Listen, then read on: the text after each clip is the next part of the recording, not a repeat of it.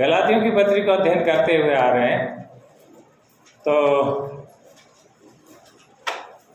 मैं चाहता हूं कि आप लोग मुझसे कनेक्ट होकर रहें, जुड़ के रहें। कई बार मैं किसी से प्रश्न पूछता हूं बीच में से, ध्यान रखिएगा, अगर आप जुड़ के नहीं रहेंगे तो हो सकता है उसमें आपको फिर मुश्किल हो जाए। तो आप लोग निकालिए गलाती 5 अध्याय, गलाती 5 अध्याय, और इसका हम लोग आज 1 पद से लेके 12 पद तक हम अध्ययन करेंगे।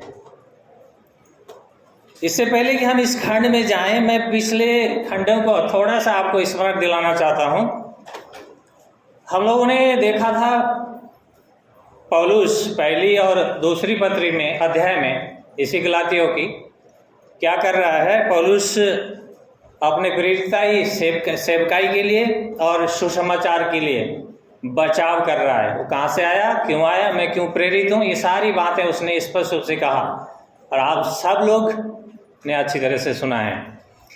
तीसरा और चौथे अध्याय में देखें तो पौलुस जस्टिफिकेशन बाय फेथ अलोन, मतलब उद्धार या धर्मी ठहराया जाना सिर्फ और सिर्फ विश्वास के द्वारा होता है और उसके अनुग्रह में होके।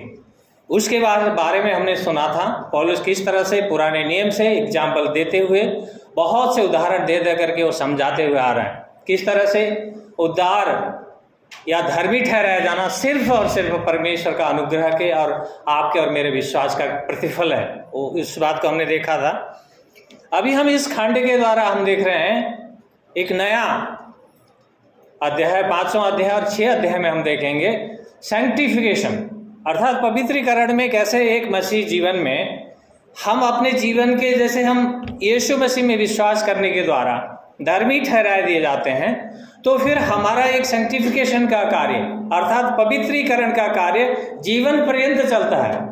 हम कदम कदम पर अंश अंश करते हुए हम उस पवित्रता में बढ़ते हैं, यीशु मसीह के उस स्वरूप में हम ढलते जाते हैं। इस विषय को पौलुस यहाँ पे लेके आएंगे। आज का इस खंड का मुख्य विषय है यीशु मसीह हमें बंधनों से स्वतंत्र करते हैं। यीशु मसीह बंधनों से स्वतंत्र करने वाला परमेश्वर है, वो बंधनों में रखता नहीं है, हमें स्वतंत्र करता है। मुख्य विषय आज का ये है। और इस खंड को हमने 4 भागों में बांटा है। पहला खंड है वर्ष 1 में सत्य पर चलने की एक चुनौती है। पौलुस सत्य पर चलने के लिए चुनौती देते हैं। दूसरा खंड है 2 से लेकर 4 पद में व्यवस्था को अपनाने का खतरा। पौलुस लोग, गलातियों की मंडली के उन लोग व्यवस्था की ओर जो जाने के लिए कुछ विरोधी तत्वों के द्वारा वो अग्रसर हैं, तो उनके पीछे क्या खतरा हो सकता है, उसके बारे में बात करते हैं। और तीसरा खंड है 5 और 6 पद, विश्वास द्वारा उन्हें उत्तर, जो लीगलिस्टिक है या व्यवस्था मानने की तरफ जो लोगों को ला रहे हैं ज़्यादातर, उनको उत्तर है पौलुस का। और चौथा खंड है 7 से लेकर 12 पद, पौलुस की चेतावनी है। पौलुस चेतावनी दे रहे हैं कुछ बातों को लेकर, हम उसमें डिटेल्स में जाएंगे। तो समय को ध्यान रखते हुए आप लोग निकालिए, अपने बाइबल को खोल लीजिए। नया नियम में है। जो लोग नहीं जानते हैं, अड़ोस पड़ोस में जो दूसरे लोग हैं, भाई लोग, बहन लोग, उनको मदद करें बाइबल खोलने में। हम देखेंगे पहला खंड है, पौलुस सत्य पर चलने की जो चुनौती दे रहे हैं क्या है। मसीह ने स्वतंत्रता के लिए हमें स्वतंत्र किया है, इसलिए दृढ़ रहो और दासत्व के जुए में फिर न जूतो। ऐसा लगता है जैसे पौलुस आगे के अध्याय को लिखते हुए एक निचोड़ लिख रहा है। इस पद में ऐसा लगता है पूरे खंड का निचोड़, जैसे 3 और 4 अध्याय का निचोड़ यहाँ पे दिख रहा है हमें। क्या है? मसीह ने स्वतंत्रता के लिए हमें स्वतंत्र किया है, इसलिए दृढ़ रहो और दासत्व के जुए में ना जूतो। वो क्या चाहता है? पौलुस यहाँ पे कहना चाहते हैं कि यीशु ने हमें स्वतंत्र किया है, हम स्वयं को स्वतंत्र ना बना सकते हैं। कैसे? अगर एक दलदल में कोई व्यक्ति फंसा हुआ है, वो दलदल में अगर उसके पाँव हैं, अगर उसके जीवन को जितना कोशिश करेगा वो दलदल से बाहर निकलने की, वो क्या होगा, उतना ही और धंसता जाएगा। उसके लिए क्या चाहिए, दलदल से बाहर निकालने के लिए एक सहायक की जरूरत है, एक हाथ पकड़ के उसको बाहर खींचने वाला व्यक्ति चाहिए। ठीक उसी तरह से हम पाप के दलदल में थे, हम अंधकार में थे, हम परमेश्वर को परमेश्वर करके जानते नहीं थे कि कौन है वो, उसने क्या किया मेरे लिए, और इस ब्रह्मांड में उसके क्या अस्तित्व है हम नहीं जानते थे। हम अपने अपने मार्ग में थे, अपने अपने अनुसार हमने अपने अपने परमेश्वर बना रखे थे। लेकिन शुक्र है उस प्रभु यीशु का, जिसने आपके और मेरे लिए अपने आप को क्रूस पे बलिदान करके आपको और मुझे उन बंधनों से स्वतंत्र कर दिया। उस बंधनों से हमारे जो हाथ पांव जकड़े हुए थे, बंधे हुए थे, उससे अब उसने यीशु ने हमें छुड़ा लिया। ये उसकी बहुत बड़ी महानता है। ये बहुत बड़ा मसीह का एक हमारे मानव जाति के लिए उपहार है। अगर हम देखें, जितना भी हम अगर अपने कोशिश से, अपने ही सामर्थ्य से, अपने ही शक्ति से हम उन बंधनों से निकलने की कोशिश करते हैं, तो हम और उलझ जाते। क्या होता, जैसे मैंने एग्जाम्पल दिया, वो दलदल में फंसने वाले व्यक्ति की तरह जितना वो कोशिश करेगा बाहर निकलने के लिए, पाँव को बाहर निकालने के लिए, उतना ही वो धंसता चला जाता। ठीक उसी तरह आपका और मेरा जीवन था।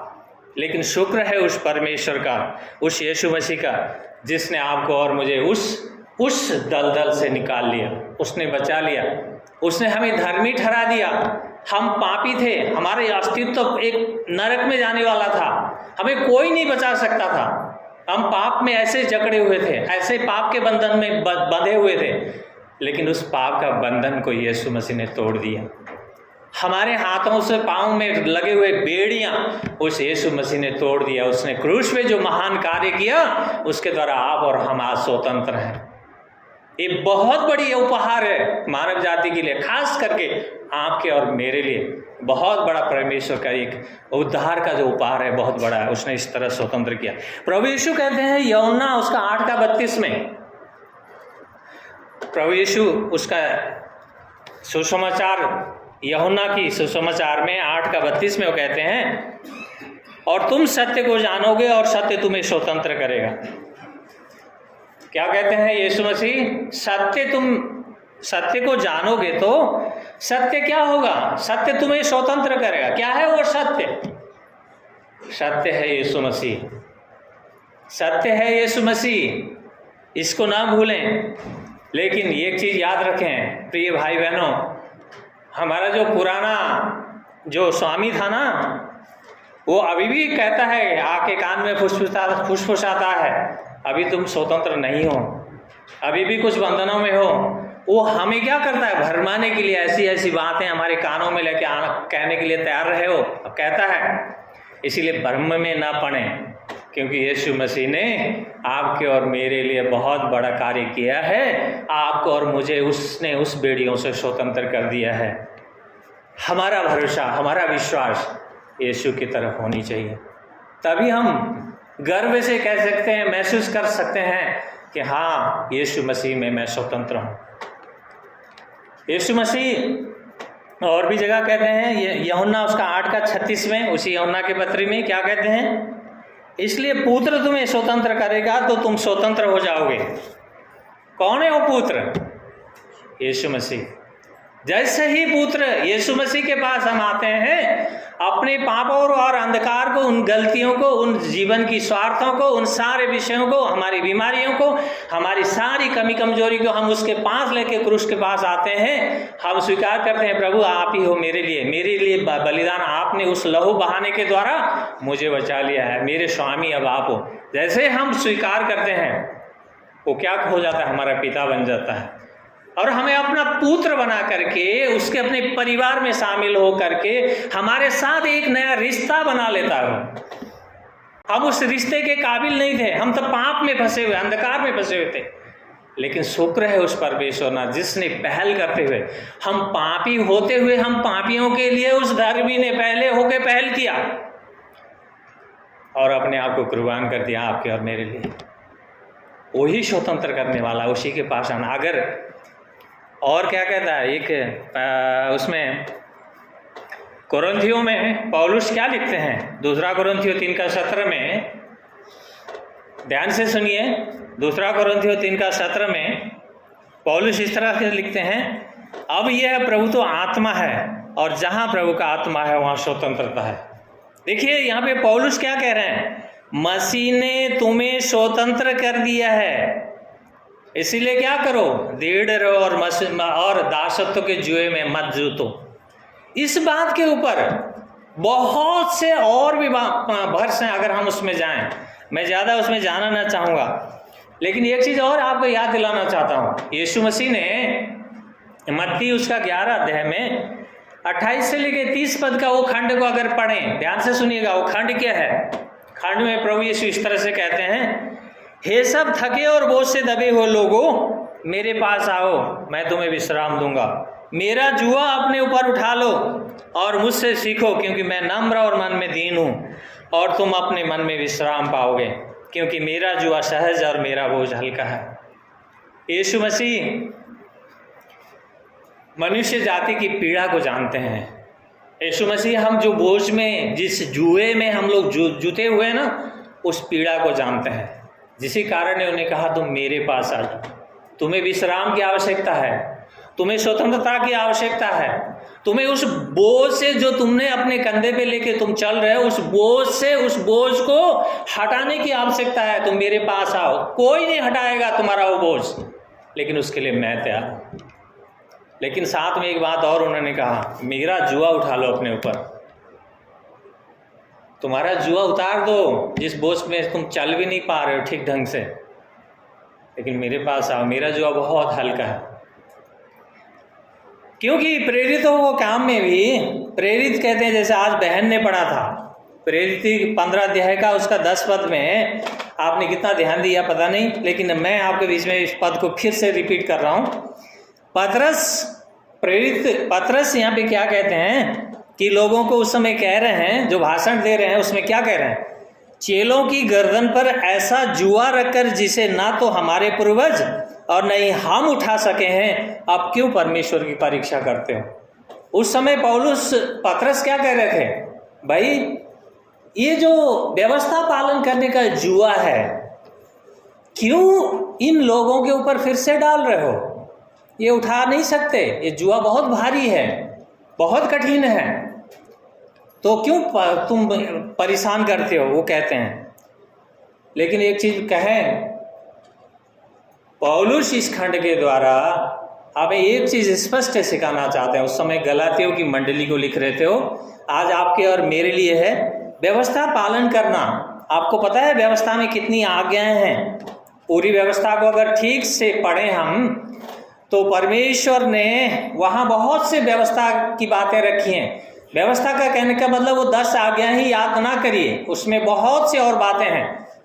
किसी लेखक का मैंने किताब पढ़ा था, उसमें क्या लिखा है पता है, 613 कहता हो, पूरी व्यवस्था की आज्ञाएं जो हैं 613 हैं। तुम ये ना करो, ये करते हो तो ये करो, ये तुमने पाप किया था ये करो, ऐसे बहुत से बातें हैं। 613 आज्ञाएं, कहने का मतलब वो सारों को याद रखना और सारा पालन करना एक बहुत बड़ा जुआ की तरह ही था, कठिन था। इसीलिए पौलुस क्या कर रहे हैं यहाँ, इसीलिए पौलुस कहते हैं दासत्व का ये जुआ है, दासत्व का जुआ कहता है। अगर दासत्व के जुए से अगर हम जकड़े हुए हैं, तो यीशु के पास आए बगैर उस जुए से हम बच नहीं सकते। वो जुआ हमें स्वतंत्र करने के लिए, हमारे जीवन से उस स्वतंत्रता पाने के लिए एक ही स्थान है, वो है यीशु मसीह का क्रूस के तले आना होगा, अन्यथा हम स्वतंत्र नहीं हो सकते।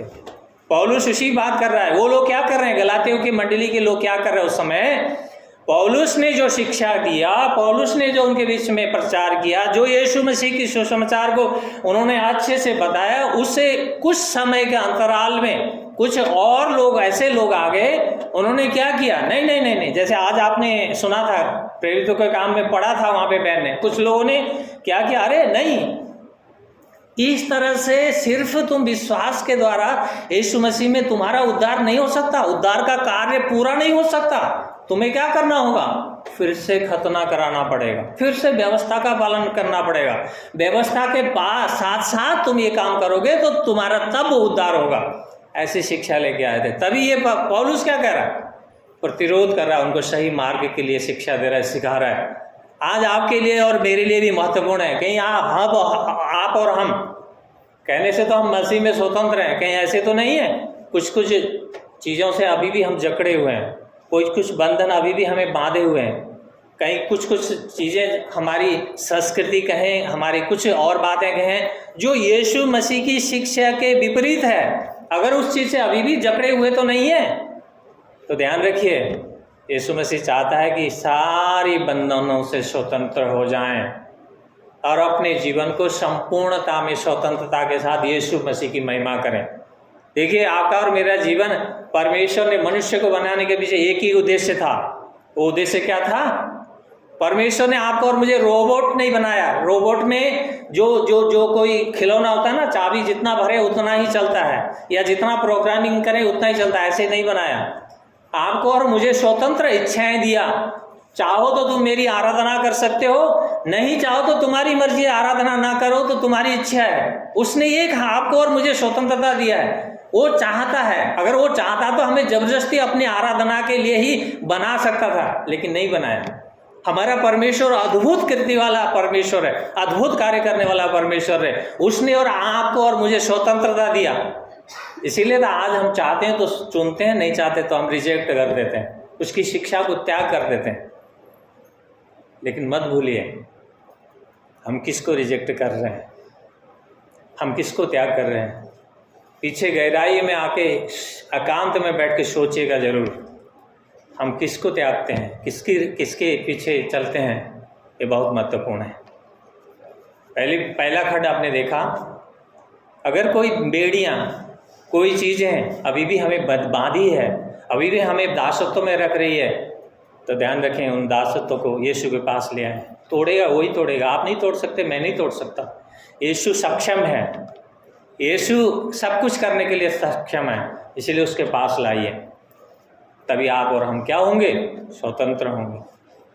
हमें किसी तरह का बेड़ियाँ जकड़ के नहीं रख सकती, आप और हम स्वतंत्र होंगे। दूसरा खंड, आइए दूसरा खंड 2 पद से लेके 4 पद में हम देखेंगे। इसमें पौलुस एक बात, बहुत अद्भुत बात कहते हैं।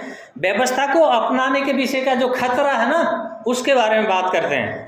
व्यवस्था को अपनाने का खतरा, क्या खतरा है? देखिए वचन कैसे कहता है, देखो मैं पौलुस तुमसे कहता हूं कि यदि खतना कराओगे तो मसीह में तुम्हें कुछ लाभ ना होगा, और मैं प्रत्येक को जो खतना कराता है बतला देता हूं कि उसे संपूर्ण व्यवस्था का पालन करना पड़ेगा। तुम जो व्यवस्था के द्वारा धर्मी ठहरना चाहते हो, मसीह से अलग और अनुग्रह से वंचित हो गए हो। इतनी अद्भुत बातें हैं यहाँ। पौलुस कहते हैं यदि खतना कराओगे तो मसीह में तुम्हें कुछ लाभ ना होगा। जब हम परमेश्वर के साथ चलने के रूप में अगर व्यवस्था को अपनाते हैं, खतना कराते हैं, तो फिर यीशु का जो क्रूस पे बलिदान है वो व्यर्थ है, कोई काम का नहीं। पौलुस इसी बात को सिखाना चाहते हैं गलातियों की मंडली को। जो लोग कुछ भड़काने वाले, जो गलत शिक्षक उस मंडली में आ गए थे, जो उनको भड़का रहे थे, नहीं नहीं नहीं नहीं, व्यवस्था को भी पालन करना पड़ेगा। मूसा की व्यवस्था को ना मान के उद्धार का कार्य पूरा नहीं होता, उसी बात को सिखाना चाह रहे थे। तो उसमें पौलुस क्या कहता है, देखो अगर खतना तुम करा रहे हो तो फिर मसीह यीशु का जो बलिदान है ना, उसमें तुम्हारा कोई फायदा नहीं है। यीशु तब हमारी धार्मिकता नहीं होगा। हमारे व्यवस्था पालन करने के कार्य के द्वारा धार्मिकता कमाना अगर हम चाहते हैं, अर्थात खतना के द्वारा हम ठीक होना चाहते हैं, तो यीशु मसीह का बलिदान व्यर्थ हुआ। इसका अर्थ है कि मसीह से कुछ लाभ नहीं होगा। हम अनुग्रह और व्यवस्था को एक साथ कैसे पा सकते हैं? क्योंकि इस खंड में पौलुस बड़े स्पष्ट रूप से कहता है, देखो अगर तुम फिर से यीशु मसीह को जान के फिर से व्यवस्था की तरफ जा रहे हो, तो फिर तुम्हारे लिए यीशु मसीह के क्रूस में जो मरना, उसका गाड़ा जाना और उसका पुनरुत्थान, तीसरे दिन वो जीवित हो गया, मरे हुए में नहीं है, वो तीसरे दिन मुर्दों में जीवित हो गया, वो सारे कार्य तुम्हारे लिए व्यर्थ हैं, कोई काम का नहीं है अगर तुम फिर से व्यवस्था का पालन करने के ऊपर। कई बार होता क्या है, हम लोग मसीह की उस अनुग्रह को साइड रख के हम अच्छे काम करते हुए ठीक होना चाहते हैं। वो कहता है नो, इससे तुम कुछ नहीं कमा सकते। कई लोग कहते हैं ना, भले कार्य करो, अच्छे करो, तुम्हारे लिए कुछ पुरस्कार मिल जाएगा। बाइबल कहती है, परमेश्वर का वचन कहता है, हमारे भले काम क्या हैं? मैले चिथड़े की तरह कोई काम का नहीं है। जितना भले काम हम करें, उन कामों के द्वारा हम स्वर्ग नहीं जा सकते। परमेश्वर हमारे काम को उस लेवल तक नहीं पाता, जहां तक परमेश्वर की महिमा है वहां तक हमें हमारे काम कभी नहीं ले जा सकते। अगर ऐसा होता तो फिर यीशु को आने की जरूरत ही नहीं थी।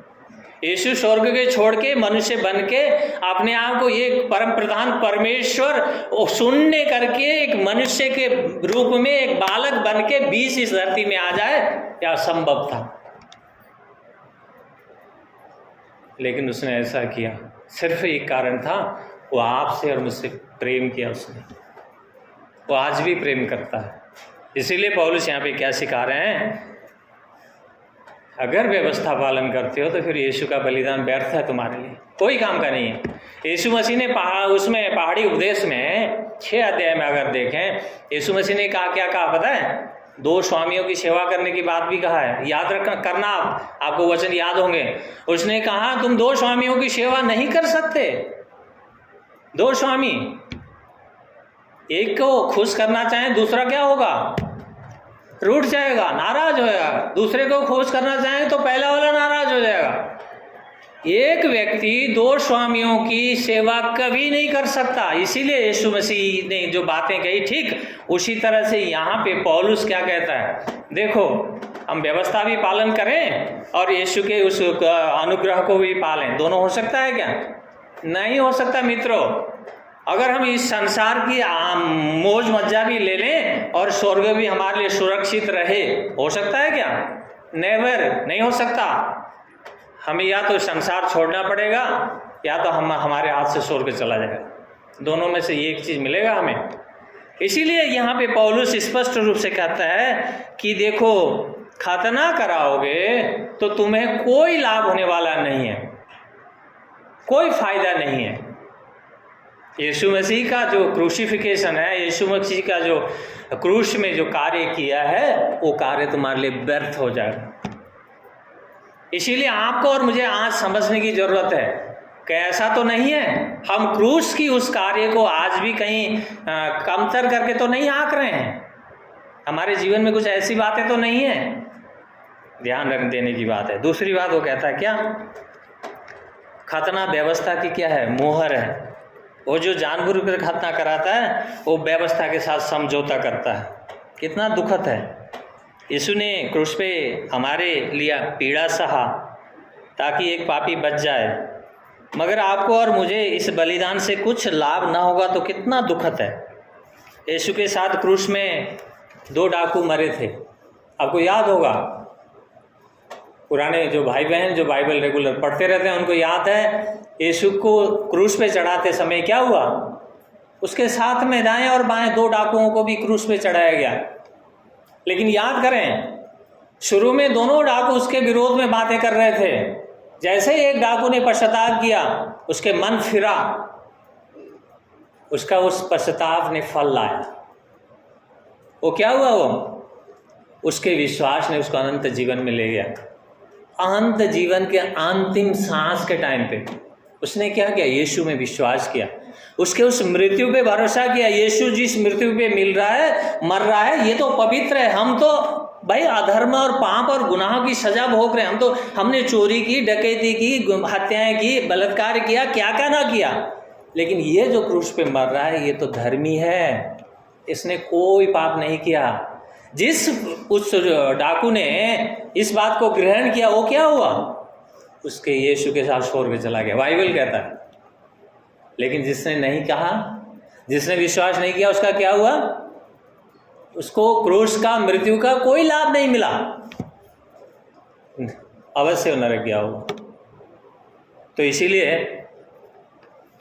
पौलुस यहाँ पे एक बहुत बड़ी एक उद्देश्य को यहाँ पे सिखाना चाहते हैं कि हम किसे इनकार करते हैं और किसे ग्रहण करते हैं, बहुत महत्वपूर्ण है हमारे जीवन में। हम यीशु मसीह को अगर उसके क्रूस को जानते हैं तो हम उसको सच्चाई के साथ उसको पकड़े रहें, थामे रहें। जो विश्वास हमने किया है उस विश्वास में कमज़ोर न पड़े। दूसरी बात, संपूर्ण व्यवस्था का पालन करना पड़ेगा। पौलुस कहता है यहाँ पे, अगर व्यवस्था पालन करना तुम चाहते हो तो ये खतना कराने से कुछ नहीं होने वाला, तुम्हें पूरी व्यवस्था को मानना पड़ेगा। फिर पूरी व्यवस्था, एक चीज तुम खतना करा लोगे, तुम कहते हो क्या खतना करा के तुम बच जाओगे? नो, तुम्हें पूरी व्यवस्था में 613 जो आज्ञाएं हैं हमने देखा, तो उन पूरी व्यवस्था को पालन करना पड़ेगा। याकूब लिखते हैं 2:10 में, क्या लिखते हैं? क्योंकि जो कोई संपूर्ण व्यवस्था का पालन करता हो और फिर भी किसी एक बात में चूक जाए तो वो सारी व्यवस्था का दोषी ठहरता है। याकूब स्पष्ट करते हैं, भाई व्यवस्था कोई पालन करना चाहता है ना, अगर एक बात में भी चूकें तो उसकी पूरी व्यवस्था क्या हो गई? चली गई, सब कुछ व्यर्थ हो गया, जीरो हो गया, शून्य हो गया। उसी बात को यहाँ पे पौलुस यहाँ पे दिखाना चाहते हैं। एक एग्जाम्पल मैं आपके सामने रखता हूँ। संपूर्ण व्यवस्था का जो पालन करने वाली बात पे एक उदाहरण, अगर कोई व्यक्ति जैसे दिल्लियों में अगर ड्राइविंग करते हैं तो वहाँ पे जगह जगह पे रेड लाइटों पे क्या है रखा है, स्पीड ज़्यादा चलते हैं ना, जो एक सरकार ने एक स्पीड लिमिट का मीटर लगा रखे हैं। अगर आपकी गाड़ी उस स्पीड से ज़्यादा चलाते हुए आप जाते हो वहाँ उन रोडों में, तो क्या होगा? आपका चालान कट जाएगा, ऑटोमेटिकली आप चालान आपके घर में आ जाएगा। तो अगर कोई व्यक्ति आपने उस दिन स्पीड में गाड़ी चलाया और आपको पकड़ लिया पुलिस ने, आपको चालान काट रहा है, तो उस समय आप कहें, अरे नहीं, मैं तो एक प्रभु का सेवक हूँ, मैंने तो बहुत भले काम किया है, मैंने जीवन भर गाड़ी को सही स्पीड में चलाने का मैंने कोशिश किया है, मैं देश का एक अच्छा नागरिक हूँ, मैं टैक्स भी देता हूँ, और मैं बच्चों का एक अच्छा पिता और एक पत्नी का अच्छा पति भी हूँ। ये सारे हम जितने भी बात करें, क्या उस समय लागू होगा? क्या पुलिस चालान कटने से छोड़ देगी आपको? नहीं। तो क्या हुआ? व्यवस्था से अगर कोई एक काम करके पूरी व्यवस्था को अगर पालन ना करके हम अगर एक चीज में भी चूकते हैं तो क्या होगा? दंड मिलेगा। बचाएगा क्या कोई? कोई नहीं बचाएगा, दंड मिलेगा। इसीलिए पौलुस यहाँ पे क्या कहना चाहता है, तुम जो व्यवस्था के जो लीगलिस्टिक है ना, कुछ लोग व्यवस्था को पालन करने की तरफ जो लोगों को ज़्यादा वो कर रहे हैं, शिक्षा दे रहे हैं, उनको कहता है भाई अगर ये खतना कराने से पूर्ण होने वाला नहीं है, पूरी व्यवस्था पालन करना पड़ेगा। अगर कहीं एक बात में चूकते हो, तुम्हारे लिए सब व्यवस्था तुमने भंग कर दिया। तो तीसरी बात वो कहता है, फिर क्या होगा? अनुग्रह से तुम वंचित हो जाओ। पौलुस कहता है यीशु मसीह का जो अनुग्रह है ना, जो क्रूस में जो कार्य किया उसने, तुम्हारे लिए वो व्यर्थ है, अनुग्रह व्यर्थ है। अगर हम परमेश्वर के साथ उसके साथ चलने के लिए अगर खतना करा के हम जीवन जीना चाहें, चलना चाहें, तो हमारे लिए क्या हुआ? यीशु मसीह का अनुग्रह व्यर्थ हो गया, कोई काम नहीं है। यीशु मसीह का वो अनुग्रह जो विश्वास के द्वारा हमें मिलना चाहिए था, वो कुछ काम का नहीं होगा अगर हम व्यवस्था की तरफ जा रहे हैं। उस समय समस्या थी कलीसिया में, गलातियों की मंडली में, तो आज आपके लिए और मेरे लिए यही बात लागू होती है। क्या आज आप और हम उस यीशु के क्रूस को देख करके, जान करके, समझ करके, यीशु ने मेरे लिए और आपके लिए क्या किया उस क्रूस में, उस बात को पहचानते हुए फिर अगर हम उसी कार्यों में जाएं, व्यवस्था की तरफ जाएं, अच्छे के भले काम करके हम पाना चाहें, कुछ ऐसा करें, किसी को भलाई करके कुछ करके हम उसके अनुग्रह के ऊपर, उसकी उस महानता के ऊपर ध्यान ना दे के दूसरी बातों में ध्यान दें, तो क्या होगा हमारे लिए? यीशु का मरना व्यर्थ हो गया, कोई काम का नहीं है। ये बहुत महत्वपूर्ण है, आपको और मुझे जानना है। क्या हम हमारे कार्यों के द्वारा उद्धार कमाने की कोशिश तो नहीं कर रहे हैं। कई लोग कहते हैं अच्छे काम करो, भले काम करो, तो परमेश्वर हो सकता है तुम्हें बचा ले। मित्रों, स्पष्ट है, बाइबल का वचन सत्य है। इस वचन के द्वारा हम जानते हैं हमारे भले काम कहीं के भी नहीं हैं, लेकिन भले काम तब होते हैं जब हम उस पे भरोसा करते हैं, उस क्रूसीय मृत्यु को हम स्मरण करके उस अनुग्रह को पाते हैं, तब हमारे जीवन से भले काम निकलते हैं। वो अच्छा है, वो जीवन पर्यंत चलने का काम है। उसी पवित्रता में बढ़ने की बातें सिखा रहा है ये पौलुस। तो आज आपको और मुझे जांचना है, अपने आप को जांचें, अपने अंदर देखें, झांक करके देखें क्या कर रहे हैं हम, कहाँ हैं। ये बहुत महत्वपूर्ण है। आइए अगले खंड को देखें, तीसरा खंड 5 और 6 पद। विश्वास द्वारा उन्हें जो व्यवस्था मानने के लिए कह रहे हैं उनको उत्तर है। जो लीगलिस्टिक हैं, जो ऐसे व्यवस्था को मानने के लिए कह रहे हैं, उनको क्या है, पौलुस का प्रत्युत्तर है, उत्तर दे रहे हैं यहाँ कुछ। क्या उत्तर है देखिए, क्योंकि पवित्र आत्मा के द्वारा हम विश्वास से उस धार्मिकता की प्रतीक्षा करते हैं जिसकी हमें आशा है। मसीह यीशु में ना खतने का कुछ महत्व है और न खतरा रहित होने का, पर केवल विश्वास का जो प्रेम द्वारा होता है। पौलुस यहाँ पे 3 बातें कहते हैं। अगर इसको आप कोरिन्थियों की पत्री के 13 अध्याय में देखें, 3 बातें हैं। क्या है 3 बातें? वो विश्वास, आशा और प्रेम।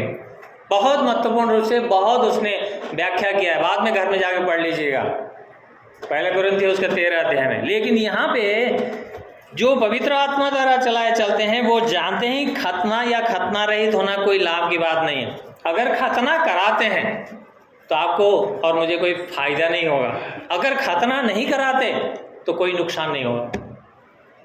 मतलब क्या हुआ? मतलब बहुत स्पष्ट है, साफ है। खतना हमारे लिए कोई काम का नहीं है, अर्थात हम जिसने मसीह के अनुग्रह को जाना है, हमारे लिए व्यवस्था का कोई काम कुछ काम का नहीं है। बहुत स्पष्ट है, सरल शब्दों में। इसका अर्थ है कि हम यीशु में उसके निकटता में आते हैं, वही हमें अनंत जीवन की आशा देता है, हमारे कार्य नहीं देते। खतना या खतना रहित कुछ भी नहीं है। अगर है तो प्रेम के माध्यम से काम करने वाला विश्वास। यीशु मसीह ने हमारे लिए क्रूस पर जो किया, उस पर प्रेम के साथ एक स्थायी विश्वास महत्वपूर्ण है। विश्वास को प्रेम के माध्यम से काम करना चाहिए। अभी यहाँ पे एक मैं उदाहरण बाइबल से रखना चाहता हूँ, जहाँ राजा हेरोदेस के बारे में आप जानते हैं। राजा हेरोदेस को विश्वास था कि यूहन्ना बपतिस्मा देने वाला एक सच्चा भविष्यवक्ता था, लेकिन प्रेम के माध्यम से विश्वास ने कार्य नहीं किया तो क्या हुआ? यूहन्ना बपतिस्मा दाता का उसने हत्या कर दिया। अगर प्रेम होता, जिस तरह से वो देख रहा था, यूहन्ना को सोचता था कि ये भविष्यवक्ता है, परमेश्वर का एक नबी है, अगर उसके जीवन में प्रेम होता तो राजा हेरोदेस कदाचित यूहन्ना बपतिस्मा दाता का हत्यारा न बनता। लेकिन क्या हुआ? वहाँ प्रेम ने कोई कार्य किया नहीं। इसीलिए पौलुस स्पष्ट करना चाहते हैं, जो हम विश्वास करते हैं, जिसकी हम आशा रखे हुए हैं, उसके पीछे क्या हो? प्रेम। उसी बात को लेके यहाँ पे हमें सिखाना चाहते हैं। तो दूसरे खंड में हमने देखा विश्वास अपनी जगह ठीक है, लेकिन विश्वास को कार्यकारी रूप में जो बचाने वाला विश्वास, जिसको हम कहते हैं ना सेविंग फेथ, जब तक उस सेविंग फेथ को हमारे जीवन में कार्य करने नहीं देंगे तो हम बचने का हमारे का आशा नहीं है। हम उन्हीं पापों के, हम ये सोचेंगे, हम क्या रखेंगे? आश्वासन, गलत आश्वासन रख के बैठेंगे जीवन में, गलत धारणा लेके बैठेंगे। कैसे? हम सोचेंगे कि मैं मसीह हूँ, हम सोचेंगे कि मेरा यीशु ने सब कुछ मेरे लिए कर दिया है, लेकिन वास्तविकता में हमने उस मसीह को प्रेम ही नहीं किया, हमने उस मसीह को जाना ही नहीं, हमने उस मसीह को अपना प्रभु और उसका परमेश्वर करके हृदय में लाया ही नहीं, आने ही नहीं दिया अपने मनों में, हृदय में। हमने हृदय के एक कोने में कहीं रख दिया उसको, छोटा सा हिस्से पे, पूरा हृदय किसी और को दे दिया, क्या हुआ? फिर हमारा विश्वास करना निरर्थक हो जाएगा। जब तक हम कबूल नहीं करते कि हम पापी हैं, गुनहगार हैं, अधर्मी हैं, हमारे गुनाहों का भी प्रतिफल है हमारे जीवन में जो कुछ दिख रहा है, जब तक हम स्वीकार नहीं करेंगे, हम उससे प्रेम नहीं करेंगे, यीशु मसीह के जो महान कार्य के ऊपर प्रेम के साथ ग्रहण नहीं करेंगे, व्यर्थ हो जाएगा।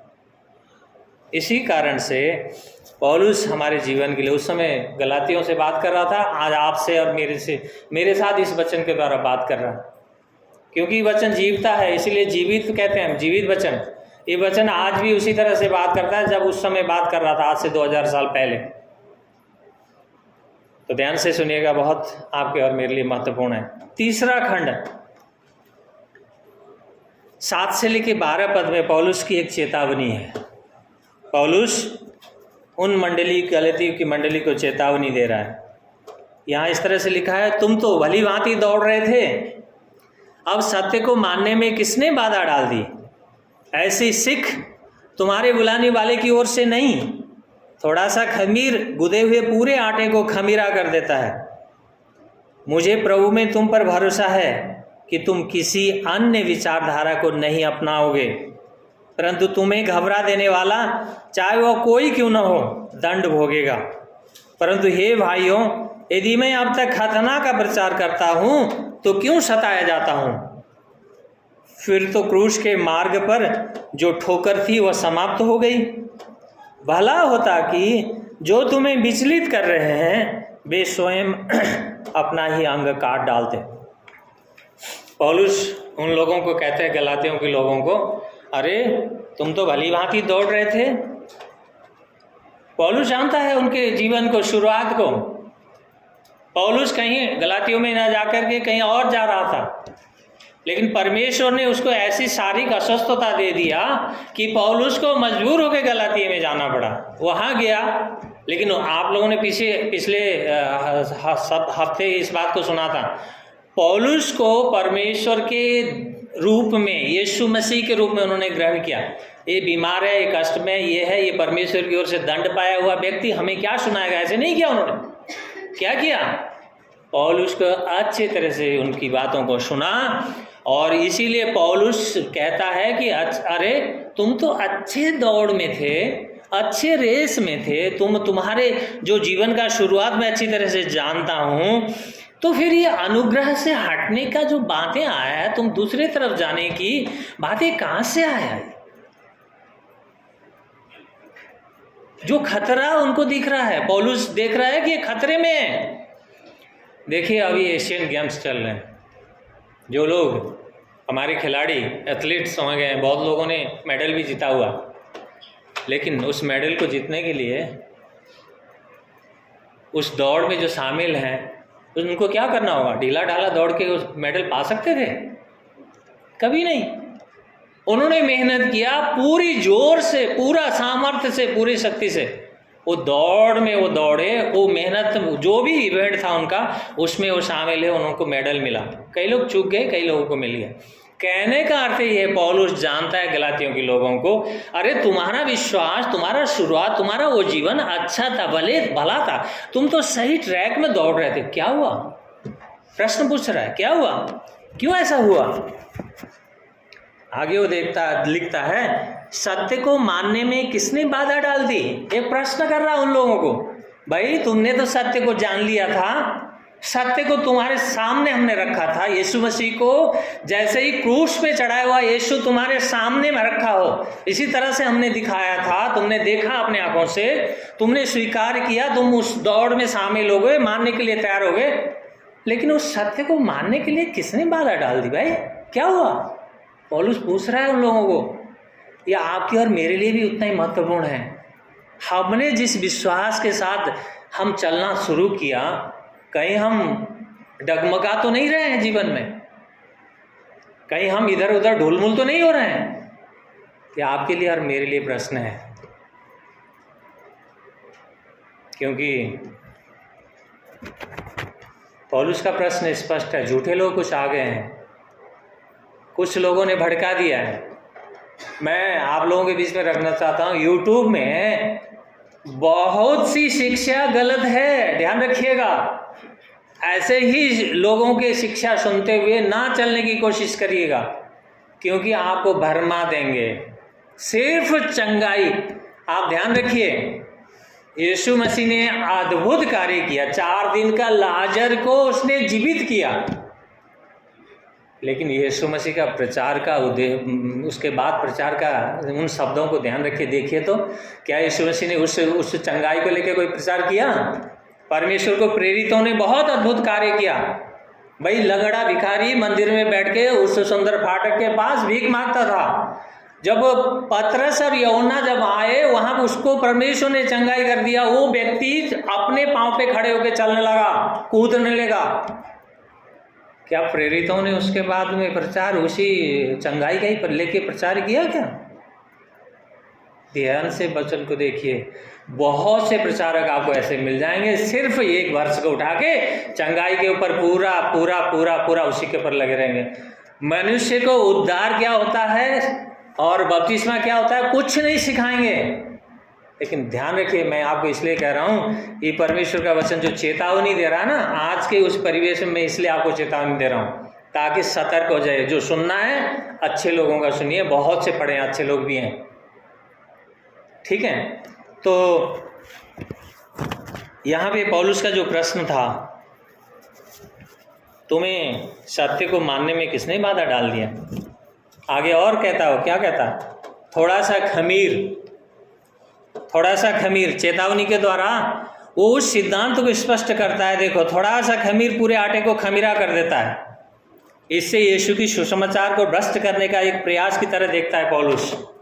जैसे हम लोग उदाहरण में हमारे समाजों में सुनते हैं, क्या सुनते हैं? एक सड़ा हुआ मछली क्या करता है? पूरे तालाब को गंदा कर देता है, सुनते हैं ना। ठीक उसी तरह पौलुस बात कर रहा है। थोड़ा सा आटा, बहन लोग ज़्यादा जानती हैं कैसे, खाने वाला सोडा थोड़ा सा मिलाती हो, ज़्यादा इतना सा नहीं डालती। कितना डालती हैं? थोड़ा सा डालती हैं। वो आटा क्या हो जाता है? फूल के तैयार हो जाता है। जो कुछ बनाना चाहती हैं वो बना देती हैं। वो खमीर वही चीज़ है। थोड़ा सा खमीर ना पूरे चीज़ को बिगाड़ सकता है। कैसे? आपके और मेरे जीवन में छोटे छोटे दिखने वाले पाप, ध्यान रखिएगा, हमारे जीवन में छोटे छोटे जो बातें हैं, अगर हमने समय पे उसमें ध्यान नहीं दिया, पश्चाताप नहीं किया, अगर उससे हम अलग नहीं हुए, वो क्या करेगा? धीरे धीरे और लोगों को ले आएगा और उसके चेलों को ले आएगा। पाप के चेले भी होते हैं, ध्यान रखिएगा, और संगति को ले आएगा, जीवन को नाश कर देगा, भ्रष्ट कर देगा। ये चेतावनी दे रहा पौलुस यहाँ पे। थोड़ा सा खमीर है लेकिन पूरे आटा को खमीरा कर देता है। पुराने नियम में परमेश्वर के वेदी पे जो बना के रोटियां चढ़ाई जाती थी, वो खमीर वाला नहीं बनता था, ध्यान रखिए। खमीर का यहूदी पृष्ठभूमि में देखें तो एक बुरे प्रभाव का प्रतीक है। इसलिए आज आपके और मेरे जीवन के लिए भी महत्वपूर्ण है। अगर हमारे जीवन में पाप, हमारे भी जीवन में गलत शिक्षा और कुछ ऐसे चीज़ों का खमीर हमारे जीवन में आ गया, वो चर्च को ही भ्रष्ट कर देगा, चर्च को ही नुकसान कर देगा। देखिए, एक एक परिवार क्या है? चर्च का नींव है। आपका और हमारा जो परिवार है ना, हम अलग अलग सेपरेट एक यूनिट नहीं है, हम मिल करके पूरे चर्च बन रहा है, हम एक हो रहे हैं। हम एक एक परिवार सारे जुड़ करके हम यूनिटी में एक चर्च बनते हैं, परमेश्वर के पूरे शरीर का अंग बनते हैं।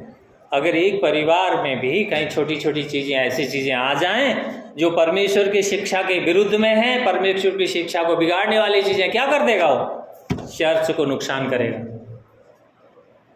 इसलिए महत्वपूर्ण ये शिक्षा है, आज पौलुस आपको और मुझे सिखाना चाहता है। मुझे प्रभु में तुम पर भरोसा है। पौलुस क्या कर रहा है? फिर उनको प्रोत्साहित कर रहा है। अरे ये सब बातें तो हो गई, ठीक है, लेकिन मैं भरोसा करता हूँ तुम्हारे जीवन पे, मुझे विश्वास है तुम यीशु को छोड़ोगे नहीं, तुम यीशु के पास से जाओगे नहीं, मुझे विश्वास है, भरोसा है। उनको क्या कर रहा है? वो सकारात्मक बातें लेके आ रहा है। सकारात्मक बात। जो लोग गुमराह हो रहे हैं, जो लोग उनको गुमराह कर रहे हैं, पौलुस उनको क्या करता है? दंड की बातें कहता है। जैसे पिछले खंडों में भी हमने 3 अध्याय में देखा था, पौलुस कहता है उन लोगों को, जो 1 अध्याय में भी है, जो झूठे लोग जो झूठी बातें लेके आते हैं, मैं हूं या स्वर्गदूत, स्वर्ग का स्वर्गदूत हो, तो भी उसको क्या हो? उसको श्रापित हो करके लिखा है। तो पौलुस इस बात को जानता है, इसीलिए क्या कर रहा है? उनको प्रोत्साहित कर रहा है, उनको भरोसा है, मुझे भरोसा है करके वो बात कर रहा है। देखिए यीशु मसीह ने क्या किया? मत्ती उसका 18:6 में अगर देखें तो प्रभु यीशु कहते हैं, परंतु जो कोई छोटे में से छोटे जो मुझ पर विश्वास रखते हैं अगर ठोकर खिलाए तो उचित होता कि उनके गले में चक्की का भारी पाट लटकाकर उसे समुद्र की गहराई में डुबा दिया जाता। व्यक्ति कोई भी क्यों न हो, अगर ठोकर खिला रहा है, जीवन में किसी के लिए ठोकर का कारण बन रहा है, तो उसका जीवन में भयानक चीजें आएंगी। ध्यान रखिए, कोई भी हो, मैं हूं या कोई हो, स्पष्ट वचन स्पष्ट है, सभी के लिए है। इसीलिए पौलुस कहता है खतना का प्रचार करता हूं तो क्यों सताया जाता हूं? प्रश्न है। पौलुस कहता है देखो, अगर कुछ लोग क्या कहते हैं, कुछ लोग कह रहे हैं अरे पौलुस ने खुद तिमोथी का खतना कराया, देखो वहां पे है। अगर इस खंड को पढ़ना चाहें आप, प्रेरितों का काम 16 अध्याय में पढ़ लीजिएगा, 16 अध्याय प्रेरितों का काम। पौलुस ने तिमोथी का खतना क्यों कराया, क्यों होने दिया, उसके पीछे भी रीजन है। अब मेरे पास टाइम नहीं, मैं इस बात को नहीं बता सकता। दूसरी बात, पौलुस ने तीतुस का खतना नहीं होने दिया, उसके पीछे भी रीजन है क्यों नहीं होने दिया। यही बात यहाँ पे कहता है, अगर मैं खतना का प्रचार कर रहा हूं तो फिर मेरे ऊपर सतावट क्यों आ रही है, मैं क्यों सताया जा रहा हूं? फिर तो मैं यहूदी जो लोग हैं ना, उन्हीं के पक्ष में प्रचार कर रहा हूं, फिर मुझे यहूदी लोग क्यों सताते हैं, क्यों सताया जा रहा हूं? वो बात रख रहा है। दूसरी बात और क्या करता है आगे, वो कहता है, आप लोग ड्यूटरोनोमी उसका 23 अध्याय का 1 पद बाद में पढ़ लीजिएगा ध्यान से, व्यवस्था विवरण उसका 23 अध्याय का 1 पद, वो पद अभी मैं पढ़ूंगा नहीं। यहाँ पे पौलुस क्या कहता है कि एक बात और कह रहा है, अपने ही अंग काट डालते, लास्ट 12वां पद, वो क्या कह रहा है? वो पौलुस सिखाना चाहता है भाई, खतना करा के शरीर का एक हिस्से का छोटा सा चमड़ी को काट करके फेंकने की बात नहीं कर रहा हो। जो लोग ऐसा करने के लिए कह रहे हैं ना, उनको क्या करो, पूरे अंग को काट डालो। बहुत बड़ी शिक्षा है। जो कोई इस 23 का 1 में बाद में पढ़ लेना, अगर कोई ऐसा करता है तो वो परमेश्वर के भवन में आराधना में शामिल नहीं हो सकता।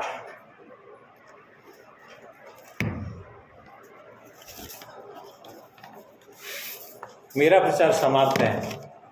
मेरा आपसे अभी प्रश्न